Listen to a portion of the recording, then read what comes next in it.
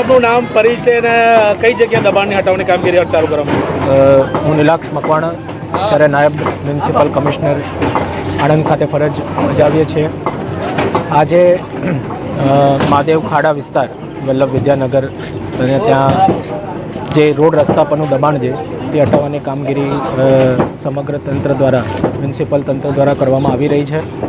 અને ઓલરેડી 10 દિવસ પહેલાં એમને અગાઉ પણ જાણ કરવામાં આવેલી હતી, નોટિસ બજાવણી પણ કરેલી હતી અને તે સંબંધિત પછી અત્યારે હાલ દબાણ હટાવવાની પ્રક્રિયા હાથ ધરવામાં આવેલ છે. કેટલા દબાણો સાહેબ?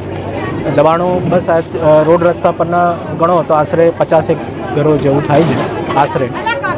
અને એની અંદર ખાસ જે કોર્પોરેશનની હસ્તકના જે રોડ છે એ દબાણને હટાવવાની કામગીરી કરવામાં આવી રહી છે. સર, વિદ્યાનગરમાં ઘણા બધા કોમ્પ્લેક્સ એવા છે તેમાં દાદર પર બહાર કાઢેલા છે, પાર્કિંગની જગ્યા નથી, પાર્કિંગ સ્પેસમાં શેડ બનાવીને દુકાનો બહાર લાવી દીધી છે. શું એની એકચ્યુઅલી એની અંદર એટલે 1 to 1 બધી વસ્તુને આઈડેન્ટિફાઈ કરી રહ્યા છે, એક ટીમ બની રહી છે અને એની અંદર એ દરેક દબાણો જે પણ ટાઉન પ્લાનિંગ એક્ટ કે જીપીએમસી એક્ટના વિરુદ્ધમાં હશે તો એ સમગ્ર દબાણો ઉપર નોટિસ આપીને કાર્યવાહી આગળની તબક્કે હાથ ધરવામાં આવે. દબાણોની લારીઓ હટાવવામાં જે પુનઃસ્થાપિત થઈ ગઈ છે એના માટે ફરીથી હવે દંડની સિસ્ટમ પણ ગોઠવીશું, જેથી કરીને એ પ્રકારે ના થાય.